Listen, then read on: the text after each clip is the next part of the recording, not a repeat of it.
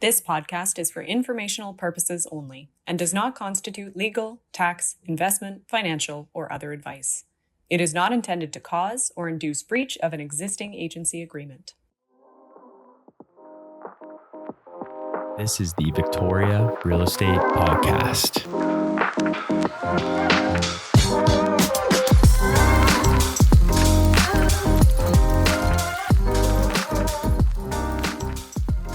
Hello and welcome to the Victoria Real Estate Podcast, where we discuss everything Victoria Real Estate. I'm Adrian McLaren. I'm joined by Vincent Barr, and we are realtors on the City Nest team at Remax Camosun in Victoria.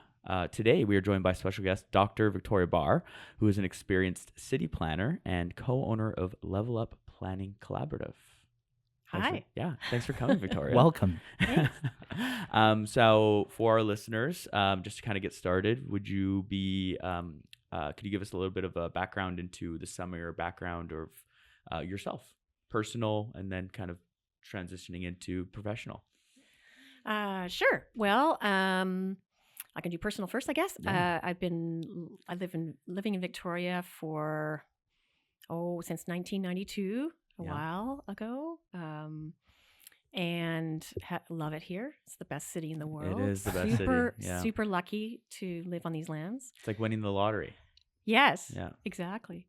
I have a proud mom of two kids that are just turned 22 and 20.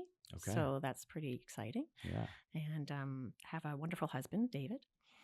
So that's the personal, generally, I guess you'd say. Yeah. In terms of professional, I have been a city planner for, I guess, less than 10 years. Okay. But I started my career in public health and health promotion in particular. I actually started as a youth and family counselor, and I did that for about 5 years, working in high schools and other nonprofits here in Victoria. Really passionate about youth and supporting youth health and well-being. Mm-hmm. I still am. It's really important as a society to protect Mm-hmm. youth.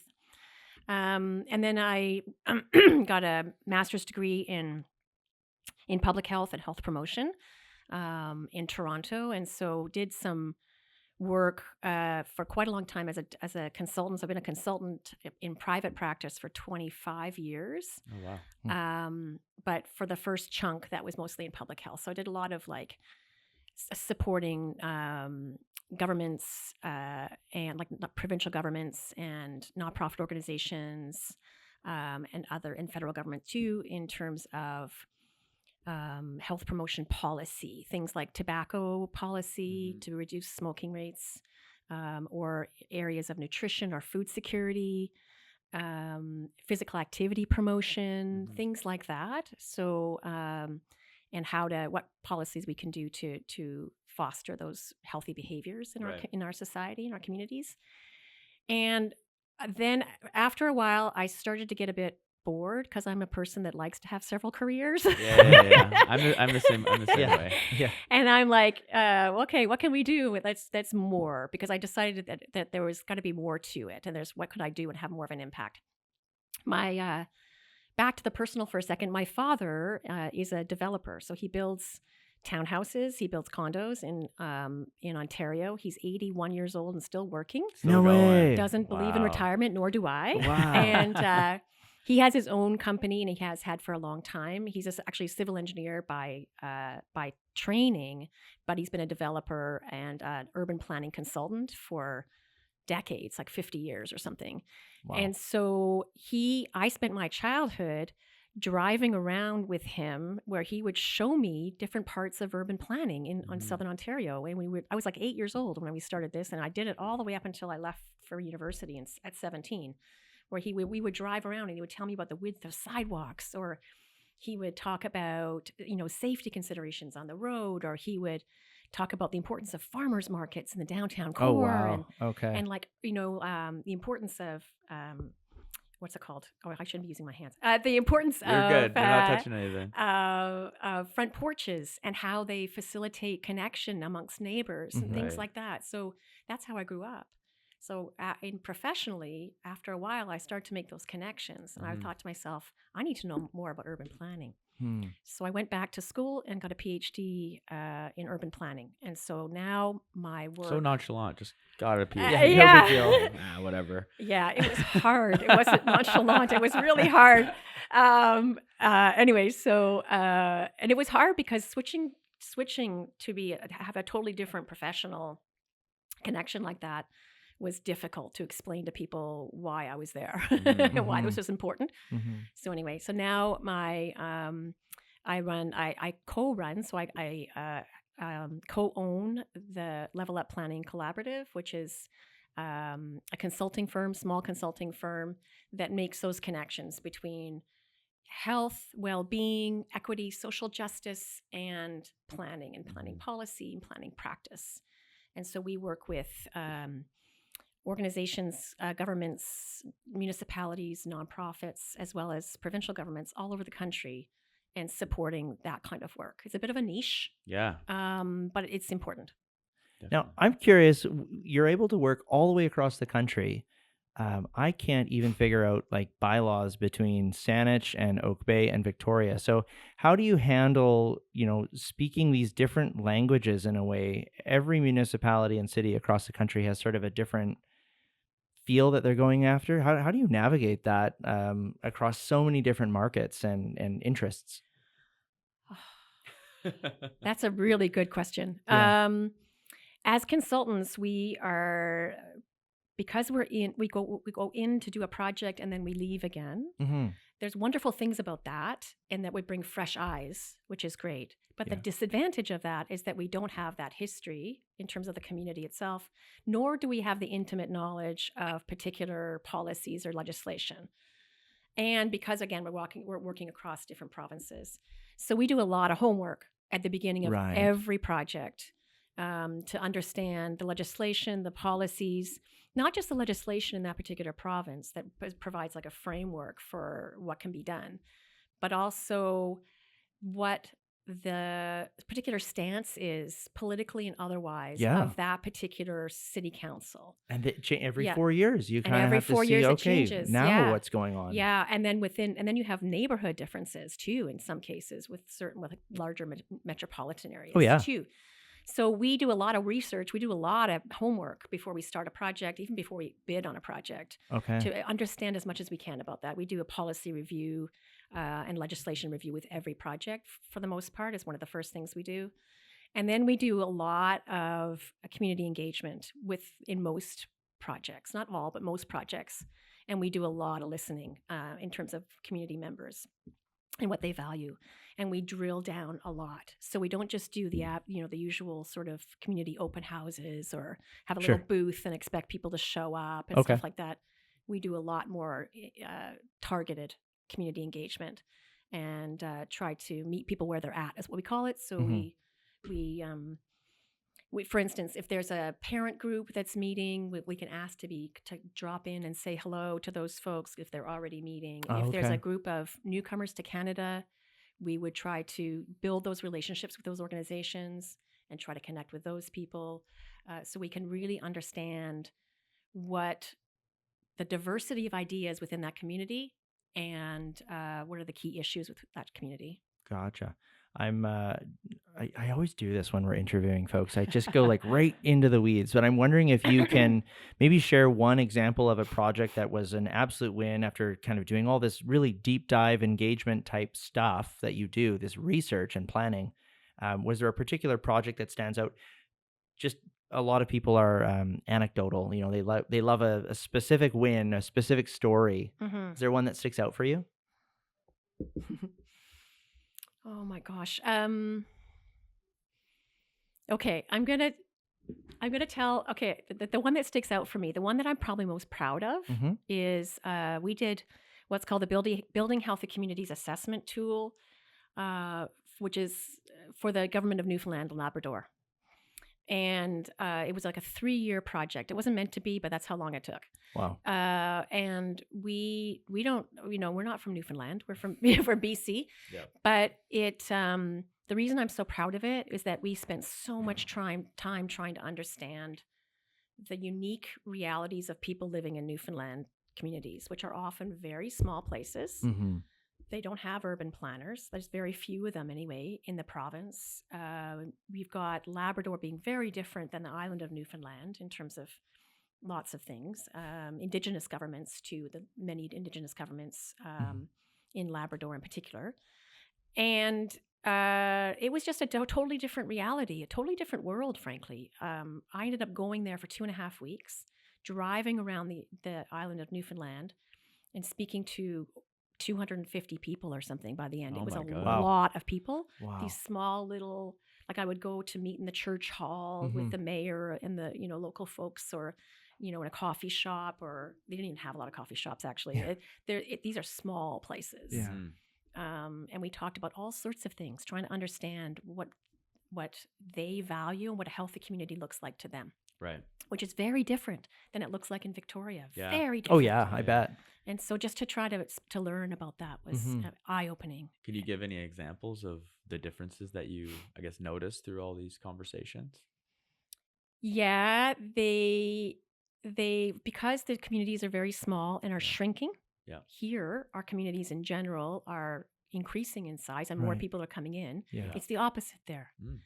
And in some cases, in Yeah, some yeah. places. And so, and you've got climate change really on the door of them in terms of, they've been hit with hurricanes, for instance. And that's partly because the way that they've traditionally built their homes is right on the rock, Yeah. and it puts them in very vulnerable situation in terms of wind and flooding and all sorts of Right. situations, which you have to think about as part of healthy community planning Mhm. all the time. Yeah. But they don't, like when I say coffee shop, to me it's just like a natural thing. You go to the coffee shop for meetings, or you know what Yeah. I mean? It's part of our communities. Mhm. That They third don't- place. They don't have that. Okay. They don't have that. These communities are so small that there's a gathering, a little clump of houses, and they might have a liquor store. They might have like a liquor store that has a little bit of a kind of like a 7-Eleven type thing Yeah, corner attached store. to it. So the suggestions you might have here: get on your bike, go to the grocery store, or Right. whatever. Yeah. That's not going to happen there. Yeah. So we had to think of totally different ideas, and for them, it was just Interesting. a very eye-opening, incredible learning opportunity. Yeah, I yeah. bet. Yeah. Wow. So you brought up, front porches and other types of, I guess, things that can, I guess, help well-being in a community Mhm. related to city planning. Mhm. Do you think that city planning prioritizes that type of planning, or if not, why isn't it being prioritized?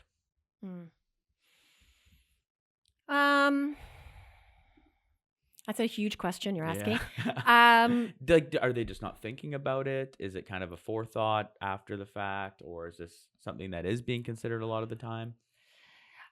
I think that in planning there's still a bit of a knee-jerk reaction of this is the way we've always done it, and so this is what we're going to keep doing. Right. It's that forcing people to pause and reflect and ask questions and read and think about different other ways. Mhm. That doesn't always happen. We need to take that time. Yeah. And sometimes there's so much pressure to go quickly. Well, yeah, Sometimes, Can sorry? I jump in here on Please. that thought? Is, I guess, one thing that we're struggling with in BC is housing. Mm-hmm. So you're right. I think we do have this pressure to BC government is saying stop limiting, like let's keep pushing things out. Build faster. And you're saying we need to take time and think about what we're putting out there. So I guess there has to be this balance of Yeah. yeah. Yeah, It's but very tricky. to tell you the truth, we already know what to do. Yeah. I don't think that it's naivete that's making people make mistakes. I Right. think they're just not being thoughtful. Yeah. So we could be a lot more thoughtful. Okay. That's part of it. And I don't necessarily think that the suggestions that I might bring up and others might bring up that we know are linked to healthier communities Mhm. are going to necessarily stall things or make things go slowly. That's Yeah. not necessarily the truth. That's not necessarily true. And Yeah. in fact, there are examples that Yeah. we could bring up that would show that it doesn't necessarily have to slow things down. Mhm. That's what I mean by a knee-jerk reaction. This Yeah. assumption, oh well, if we like are more thoughtful, it's going to slow things down. No, Right. we're actually just going to do it work better. We're just going to do our work better. Yeah, Right. You know. yeah. I think as an example to that, like I think that there are assumptions about that if we pause and listen to community voices, then that will somehow screw things up and somehow make it more difficult to plan and build the housing that we need. Right. I don't agree with that either. Yeah. Because I think sometimes the engagement that is done and the way that it's done brings in a narrow scope in terms of those voices. You're only talking to a certain number of people, and those people are often naysayers. Mm-hmm. That there are people out there in our communities, in our neighborhoods, that are probably all for this more thoughtful approach, or Right. all for doing things a little bit differently, or all for building more housing in their particular neighborhood. Mm-hmm. But the way that engagement is done, it doesn't tap into those voices. It doesn't give those people any power. Yeah. And so what you're left with is often wealthy, white, older folks who have very strong voices already, Yeah. who end up having the loudest voice Yep. because they're the ones being asked because of the way that the asking is done. Yeah. Yeah. Like holding a town hall meeting at 1 p.m. on a Tuesday. Exactly. Yeah, that's a great That's example. a very good example. No one who has a 9-to-5 job is going to Yeah. that. so, Exactly. yeah. That's a really good example. Yeah. Yeah, that's yeah. Oh, that's funny. Can you quickly, it doesn't need to be a big thing. I was just interested when you mentioned it. Can you mention a couple of these things that I guess lead to a more healthy community, like specifically maybe in Victoria that you, I guess, alluded to? Sure. Well, I mean, there's things that we know are very clear in terms of, well, first of all, a wider diversity of housing options. That is huge and as affordable as possible. Mm-hmm. So even multifamily housing, having a wide variety of not just studio suites, for instance. Yeah. Like, and not just token, 2-3 bedroom units that are token. Yeah. But actually having a wider diversity of options within each of those multifamily housing developments. That is just one example. Mm-hmm. As I said, things like design elements like front porches, areas for people to gather that either are in that neighborhood or who might be passing through. Mm-hmm.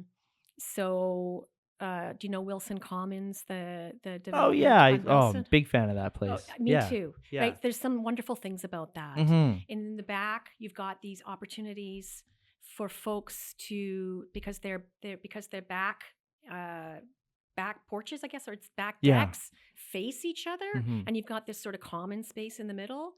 That's wonderful Mm-hmm. because then you've got opportunity for folks to connect. So Yeah. anytime you're building something design-wise where it allows opportunity to connect in a very comfortable way, that is beautiful, and that builds health and well-being, especially for young people, for instance, and for children and youth, but people with kids. That's huge. But actually anybody. Intergenerational. Oops, sorry. Yeah, you're good. So that's one thing. I mean, obviously things like in terms of transportation systems, anything that facilitates walking, public transit, and cycling in its safe way is really important. And that is not painted lines on the road. That is not safe. And that limits people who will cycle to a certain group of the population. But we need to have like protected bike lanes. That's really great in terms of being able to allow people to access various things in other ways. But public transit too plays a huge role in terms of health and well-being, and it's a place that people can connect with one another. Right. So anytime you're getting people out of their cars and able to connect in person and not through a phone or not through a screen or whatever, or a podcast, hey, then you're facilitating those possibilities. Yeah. And then finally, it's for more of an overarching thing. Well, green space is really important, green and blue space. So when we have those opportunities to connect, let's do it underneath some trees. Trees are huge. They're really important in terms of our health and well-being. In fact, there's a database that I don't even still exists given the federal government in the United States at the moment. But there used to be this wonderful tool that you could punch in the aspects of the tree canopy cover, and it would give you the value economically of each tree Oh, in that interesting. particular community. But even economically, but in terms of health and well-being, Yeah. trees have an incredible impact. And so every single tree is precious. They're really good for our mental health, Mhm. as you can imagine. Any green, looking at green outside right now, and that's actually reducing my blood pressure. Yeah, it Mhm. makes me feel good. Yeah. Exactly. Yeah. And that's not a small thing. It's a big Yeah. deal. When I go to Toronto, sad. Yeah. Very sad. Yeah. But the shade that they provide with climate change, trees make a huge impact in Yeah. terms of reducing heat, and can make a big difference in terms of people's living spaces as Mhm. well. So there's and they're gathering opportunities as well. Trees Mhm. can be opportunities for folks to connect with one another. Well, actually, I Yeah. remember we had an interview back in February with the Crystal Pool debate, and there was the Yeah. big debate about the referendum: should we rebuild it? What should that look like? And one of the main points for not building on a new site was about loss of tree canopy. Mm-hmm. And one person that we were interviewing, they were actually advocating trees when you have a certain mature tree canopy, it actually prevents like heat dome effect. So you It actually does. have this like it's we all know that we stand under the shade of a tree to cool down. Mm-hmm. But even in the Mhm. context of a city, you think, oh, we'll Mhm. just go have AC in your home or a heat pump. That's not realistic for a lot of people. No. And even if every home does have it, like Mhm. what the new building code in BC is going to have, Yeah.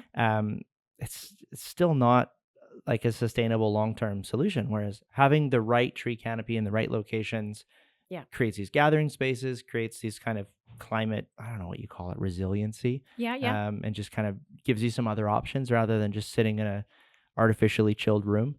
So yeah, And then if you're sitting in an artificially chilled room, you're separated from the rest of your community, right. right? Yeah. So if we can get people outside connecting with one another in a safe way, Yeah. amazing. No, it's so interesting. There's one term that you threw in there that I want to go back to: blue zones.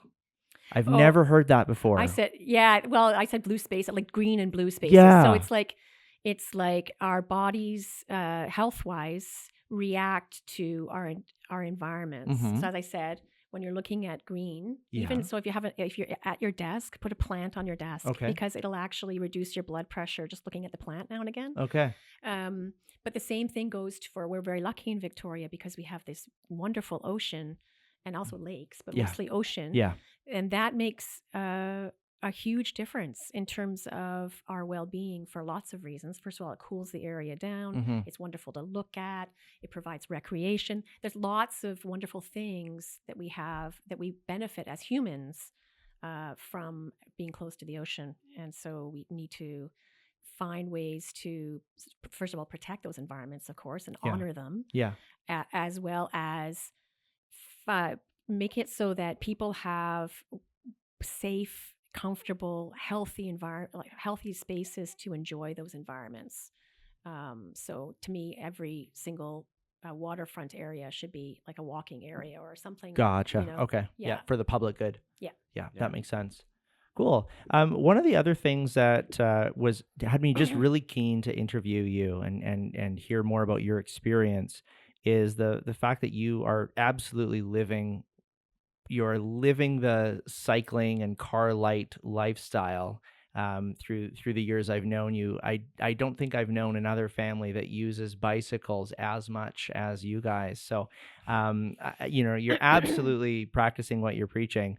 I'm curious, with regard to the bike lanes, that's been a real political hot button in Victoria the last couple of years.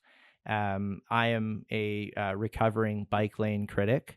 I was so angry, man, when they were plowing the bike lanes before they were plowing the roads. But then I actually went out and bought one of those e-scooters. This is like 5 years ago now. Yeah. I bought one of those e-scooters, and prior to crashing it, and separate story, but rather than fighting these kind of changes and embracing it, I mean, that's really changed my perception. But I'm curious if you can kind of pull at that thread of why Victoria is the best place to have more cycling infrastructure. And what would you say to someone who's listening in their car right now, driving, listening to a podcast and saying, oh, geez, another bike lane? What would you say to that?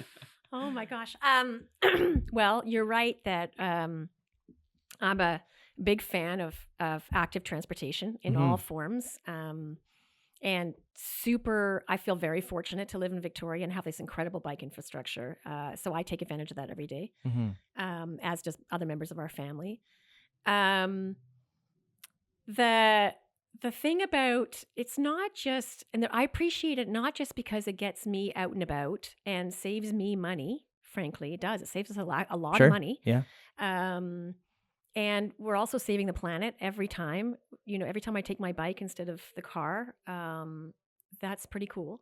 I think it's way more fun as well than Agree. Yeah. It's way more fun, and I get a chance to actually better connect with my community when I'm on a bike than in a car, because I'm, I can talk to people along the way, or I can, it just feels more connected to me. I just think of yelling at drivers, but you're thinking like more like positive interactions. Yeah, I'm thinking I'm like yelling at the driver who cut me off. Well, okay. I don't do that. Yeah. Like for instance, like I when I go through downtown on the bike lane, I will sometimes, if I see these tourists who clearly don't know where they are or what they're doing, I'll help them out. Like, hey, do you need some directions or whatever? It's a small little thing, but it makes me feel good. It makes them feel good. Why not? It's good, right? Yeah. So that's that. The thing about bike lanes and active transportation infrastructure as a whole is that it allows a wider variety of people to actually move about the city. There's more than 20% of the population of Victoria that has no access to a car. What? Yes. 1 in 5. Yes. For a variety of reasons. Man. Maybe they can't afford a car. Yeah. Maybe they have mobility issues and it's difficult for them to drive. Maybe they're too young. Maybe they, like both my kids who are 20 and 22 don't even have their full license. They don't need to. But there's a lot of people in our communities that do not have access to a car. Cars are expensive and the insurance is expensive. And so if you build an infrastructure for people to get around, and it's only for a particular portion of those people who are lucky enough to be able to own a car and have their own car and have it at their leisure, that's not fair. That's just plain not fair. So to me, bike infrastructure allows a wider variety of people to get about in the community. And that's huge. If you can't get to school, safely, or get to work safely, or go to the drugstore or whatever it is you need to do, and you don't have those bike lanes to be able to actually get there in one piece, or feel scared. Yeah. Yep. That's not okay. It's not nice. It's not fair. Yeah, it makes sense. And so that's, to me, is like it's a great. I used to have a professor who called the public transit system the great equalizer. That's what he called it. Huh. And I feel the same way about active transportation infrastructure like that, because it does, and that's a really good thing. Yeah. No. Yeah. Makes sense. Okay. Next question I have here is, what are some key questions that I guess we as a community or the city of Victoria should be asking when we think about designing new housing in our city? And kind of tying into that, I think I remember reading through your website the mention of a complete community. And I guess, what does that mean? There's kind of two questions there, but yeah. Okay. I'm sorry. Maybe I'll do the complete community one first. Sure. I can't hold two questions in my head at the I'm same sorry. time. Yeah. We'll do that first and we'll Okay. go over. So a complete community, and there's aspects of it that have been called the 15-minute city and stuff like that. It's all kind of related. Yeah. A complete community is a particular spatial area, or a particular neighborhood, or a particular community area that you can, on foot, within about 15-20 minutes, access pretty much everything you need on a day-to-day basis. Right. So that could be school or work, or it could be most often we think of it as groceries Yeah. or drugstore or a restaurant or a pub or a coffee shop. So if you draw, like if you look on a map, and there's a lot of complete communities work that's done using GIS, geographic Mhm. information systems mapping. Yeah. And so you look on a map and you draw this zone that's kind of like the from that particular middle of that destination. How far would you have to walk? 15 minutes to be able to, and what's in that zone? Right.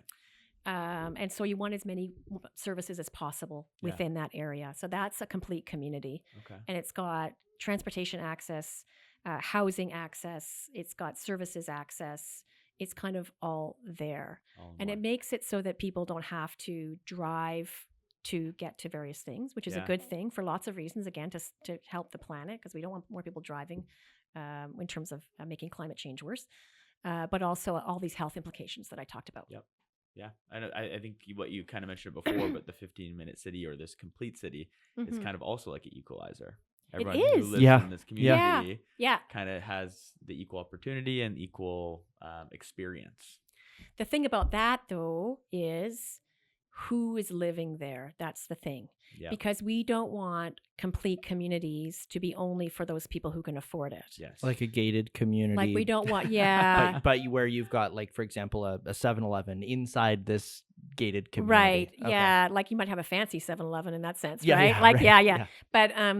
But yeah, we want, because you can't have a healthy community really if people are excluded from that experience. Yeah. So So it needs if to be you- accessible. it has to be accessible Yeah. and diverse as much as you can. Yeah. So if you get a wide variety of income levels, a wide variety of ethnic groups, a wide variety of ages Yeah. within a complete community, you've done a way better job than Right. if you think of it just as, okay, what's in that One space? demographic. Mhm. Exactly. Yeah. So if we can aim for more inclusion, more sense of belonging for a wider variety of folks from all walks of life, Hmm. that's the goal. Okay.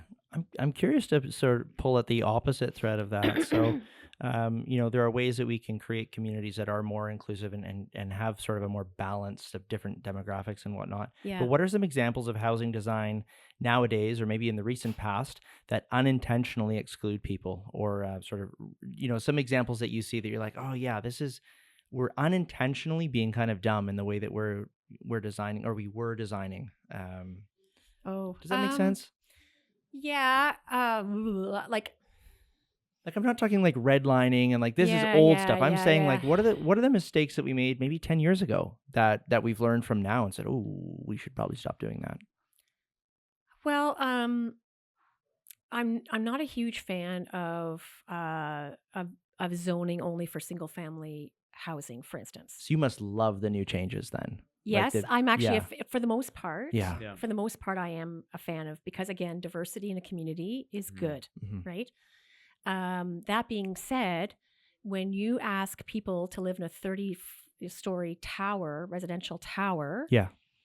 I'm not keen on that because that becomes this box that people don't necessarily connect with one another, Right. and so again, we want to minimize the barriers to people connecting with one another and in person as much as we can. Interesting. And those big residential towers Yeah.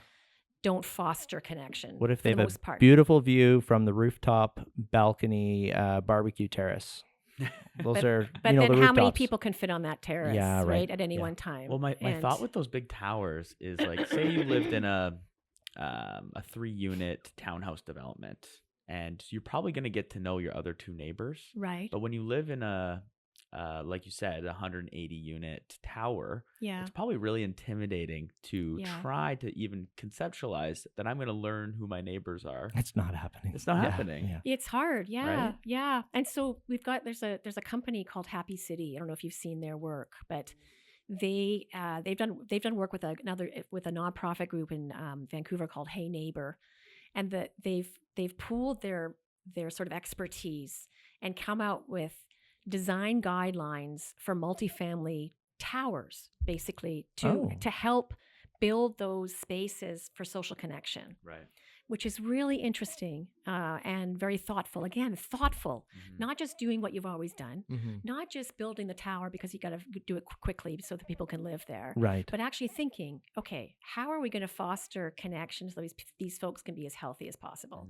So that's just one example, and it's great work. I wish kind of we didn't have to do that, to tell you the truth. To me, the ideal would be like that we don't build 30-story towers for people to live in, but that's just me. But I think that even in the smaller, like even here in Victoria, there's some great there's some good examples of some of the sort of 6-story or 5-story new builds that are coming up that actually I think have some thoughtful ideas in them, Right. and others not so much. So like balconies can be a good thing in terms of connecting, or because we can actually talk to each other, and we can actually talk to somebody on the street and that kind of thing. Yeah.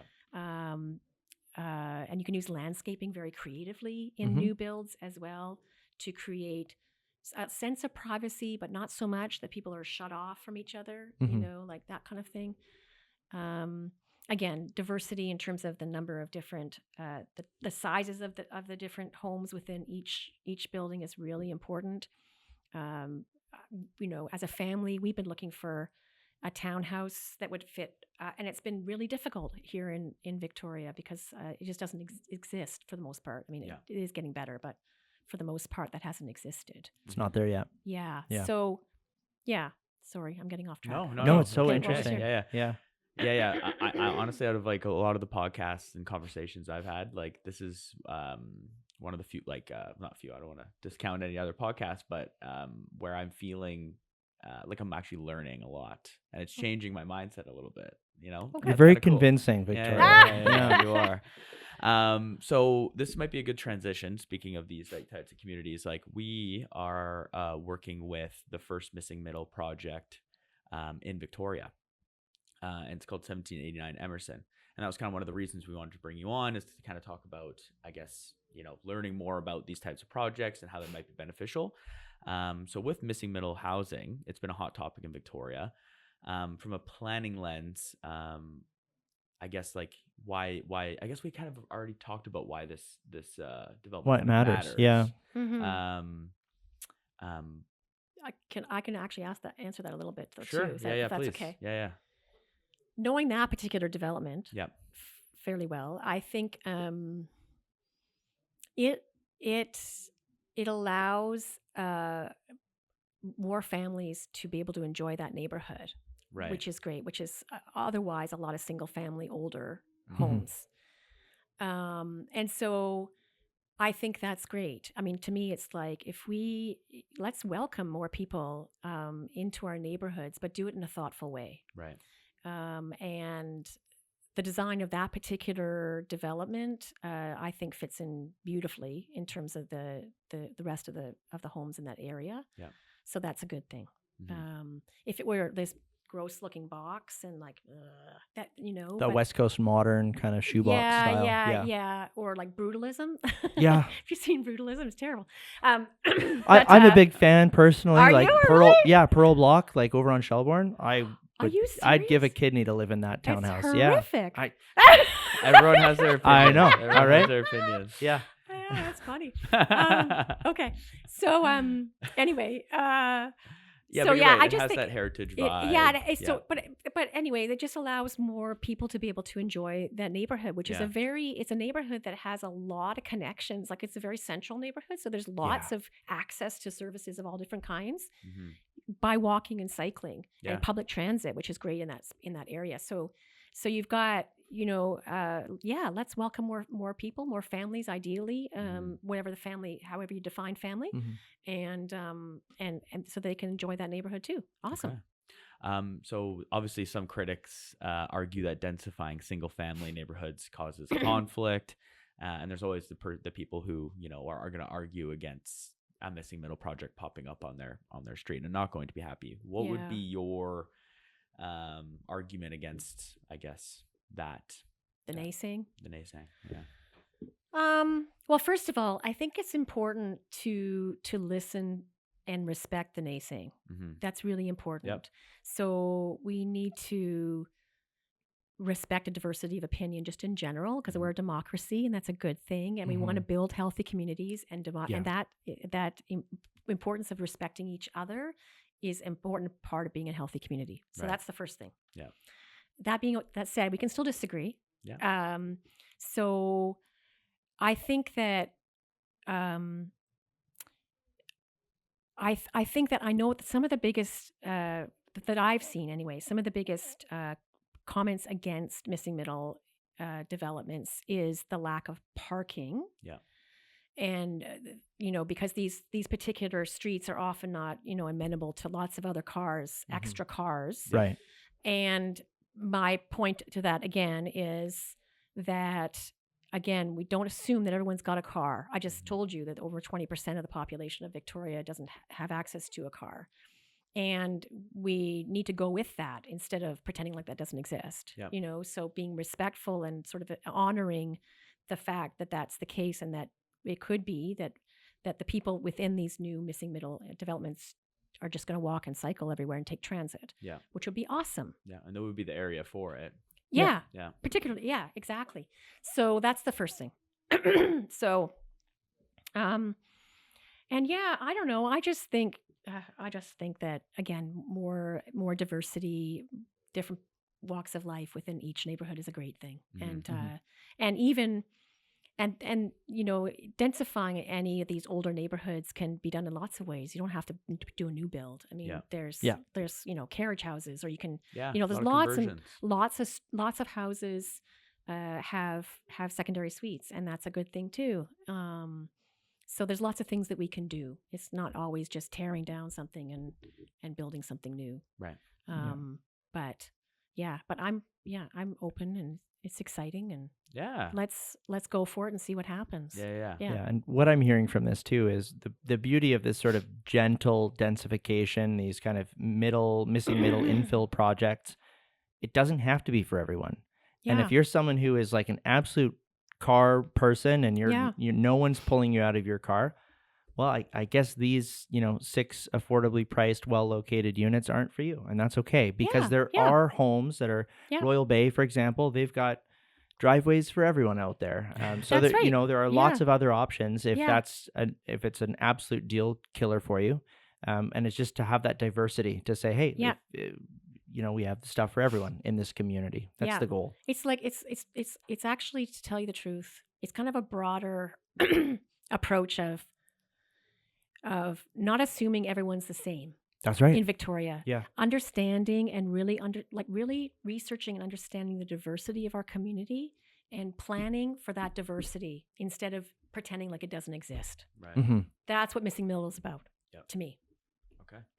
Interesting. It's so funny hearing you speak about this sort of career trajectory and how it's led you to where you are. And at one point you said, oh, well, I'm someone who likes to just switch careers. But when I think back to your earlier work in the public health space, and even your earlier work in high schools, working with youth and trying to give them a place to feel heard and understood, it's all about respecting that diversity of opinions, creating spaces for everyone, whether it's in your office as a high school counselor or as a city planner, creating these amazing spaces. So it's really, to me, it's really interesting, this thread of your career, although it seems like you've jumped sideways a few different, it all comes together really nicely with the work that you're trying to do now. I am curious, when we talk about with missing housing and with creating other spaces for people, we talk about affordability as a major issue, and I think it would be absolutely crazy for us to not talk about affordability in the context of housing. This project that we're talking about, the Emerson project, is still like a 2-bedroom unit there is with no parking is higher than the average price of a home in almost any other province in Canada. Right. Single family detached brand new construction with a 2-car garage. So, that's one way that we talk about affordability, but I'm curious, what are some other factors when we're talking about making a home affordable or livable? What are the other factors that go into that? Not just price tag. Housing affordability, and I'm not an expert in housing affordability by any stretch, and there are lots of wonderful experts in Canada about that. but housing affordability is more than just housing. It's for instance, if you spend a little bit more on your housing to live in a central location.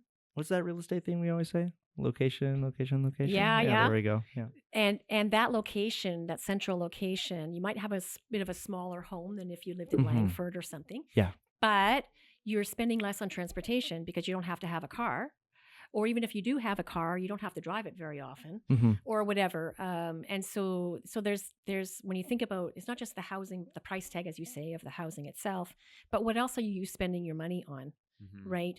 If you have a single family house in the suburbs and therefore you're driving back and forth, you're spending a lot more on transportation, but you're likely spending a lot more on heating costs and upkeep costs and landscaping and all those other things too that go into owning a single family house. Right. So and those a lot of times aren't, I guess, factored in. People just look at only price and they don't think about the externals of and you know, as a as a homeowner myself, I tell you that the costs of owning a single family house there's a lot of other costs. Oh yeah, never right? ends. Never ends. So that's part of it, but I think there's also, just in general, housing affordability is also about incomes in general in Canada. There's a generational inequity as well, whereas policies have, federal government and other government policies over the years have favored folks from previous generations to the point where they now have it easier in terms of income levels than do young people right now. So millennials, Gen Z, for instance, have a much harder time in terms of affording housing than their parents or grandparents did. Right. Oh yeah. And through no fault of their own, it's not at all anything that they did or didn't do. It's because of decades of federal policies and other things that have kind of worked against them. So that's what I mean by, okay, when to appreciate what that diversity looks like. There's an organization called Gen Squeeze, which talks about this a lot. And that's catchy. I like that. And they talk about how those Gen Z and millennials, that particular generation era or whatever, how difficult it is for them, and it's not okay. It's not okay, right? So, anyways, housing affordability is a very complex and deep subject that has lots of layers, and it took us decades to get here, and it's not going to be easy to get out of it. We have to actually really critically analyze. Okay, how the hell did we get here? Right. Yeah. And it's not just about doing stuff differently with housing. There's a lot of other things too. Right. Yeah. Victoria, I was hoping you could just give me like a 3-point checklist. And that's really? right. Yeah. Darn. I've got a book at home you can read if you want. I didn't write it. So. One last question. I feel like we could probably have you on for another podcast, and we could a 10-part series. Yeah, I have so many questions. Honestly, yeah. But we want to be respectful of your time, so one last question, then we'll jump into some fun questions. If you could wave a magic wand and fix one thing about how we build housing you can choose either Victoria, BC, or Canada as a whole, what would it be? It's kind of I know you've just said it's not a simple fix and it's taken us decades to get here. Yeah, but it's you personally. It doesn't even have to be maybe your general philosophy, but I mean, maybe is there one thing that sticks out to you that if you could just, and everything would move forward that way. That's a tough question. Vince, you were talking earlier about I had seen it somewhere that we as a family had been to Amsterdam. And the thing about planners is planners sometimes look at Europe and go, "Oh my God, it's so wonderful in Europe. Why don't we do the same thing?" And that infuriates people. So right. But there's something about being in that environment where the way that they build housing or have built housing is all very street level.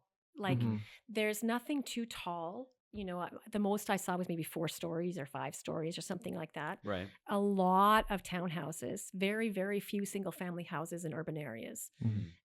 Incredible public transit, incredible infrastructure for cycling and walking. And when we were there, my blood pressure went down. I was happier. I lost 10 pounds. Like it was just Wait, I traveling and wow, that's amazing. Yeah, I know. So, but there's something about that, and I don't necessarily think there's like a quick fix, and this is what but there's something about the way that they have designed. It's not just housing, but they've designed the whole city with this emphasis on human connections to each other, and human connections with the environment. Right. So that's again not an easy. Yeah. More of a general feeling. Yeah. Yeah, like a general approach. Yeah. Direction. Okay. Okay. No, that answers my question. Thank you. So if you have time, we have a couple of just fun questions. Maybe they're too hard as well. I don't know. But number one is, what's one book or newsletter or any other type of resource that you'd recommend to someone who's interested in, I guess, what we've been talking about today? Oh my gosh. And I didn't bring any books. I have a whole bunch at home. Let's see. I mean, maybe the Happy City work I think is quite cool. There's a book called Happy City, which would be a good start. It's a little bit older, but there's some really nice kind of cool things in there. Yeah. The book on housing that I can't remember the name of the author. It's a woman, and I have it on my desk. Yeah. And it's awesome. I just can't remember the name or the author. Sorry. We'll find it. We'll put it in the show notes. We can put it in the show notes. Okay. Yeah. But that's a really good book for understanding the complexities of housing affordability and some of the housing issues that we're having. Right. You've already given 2. I mean, okay. You're overperforming. I'll send you like in an email. Great. That would be if amazing. there's one or 2 others. We can give Victoria's reading I would love list. to. I would love to recommend something using Indigenous knowledge and understanding and worldviews, because I think that's really important too. There's some wonderful things to learn, and we need to be learning. Okay. So amazing. Number 2 is, what is a guilty pleasure show or movie or hobby that you're currently obsessed with? Okay, my husband would really laugh at this, but I love Scottish murder mysteries. Specifically Scottish, especially Scottish or Irish. Yeah, but are they just hitting people with bagpipes or? Yeah. Wah, wah. I have to turn up the volume sometimes because their accents are so strong. Right. Oh, you need those subtitles. But those Scottish and Irish people know how to solve a crime. Like they're That's awesome. Incredible. So like BritBox is like my thing. Okay, yeah. BritBox, and I'm also into men's professional cycling at the moment. Okay. So like the Tour de France is coming up in the middle of July, and I will watch that every day. Okay. Yes. Amazing. Because I find it super exciting. Yeah. Well, and they do such a good job of like painting the stories as well around the athletes. So and there's I get it. countryside to watch as it's beautiful. Yeah. That's like extreme community cycling. That's right. Yeah. No, I don't do that. I just watch other people do it. Yeah. Number 3 is, what is one purchase you have made in recent years under $1,500 that has changed your life? It could be anything. From okay. You got it. Perfect. So I bought a little espresso maker at, his name is Fergus. He's got a name. His name is Fergus. Like you've named it, or the I did. Okay, his name is Fergus. Yeah. And he has changed my life because I got him at a consignment store in Oak Bay. Okay. Nice. And so I paid like $60, and he's just this little thing. He's like an espresso, I think. You put little the pods in? Yeah. Okay. Changed my life for a long. This is the story. For a long time, regular coffee would hurt my stomach. Something about the acid in it or something. Yeah. And so I couldn't drink it, or I had to go long periods without drinking coffee. And I love coffee. Mm-hmm. I only drink 1 cup a day, but I love coffee. It's the best part of your day. It's an important ritual, right? And so when my father-in-law said, "Hey, why don't you try an espresso and maybe that'll be better?" And it made a huge difference. So Okay. $60 and I'm happy. Okay. Awesome. You're way under the $1,500 Yeah, threshold. that's perfect. Amazing.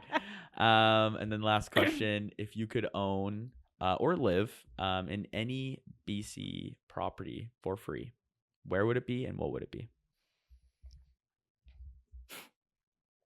If I could live in any BC, like as in own it or just live there?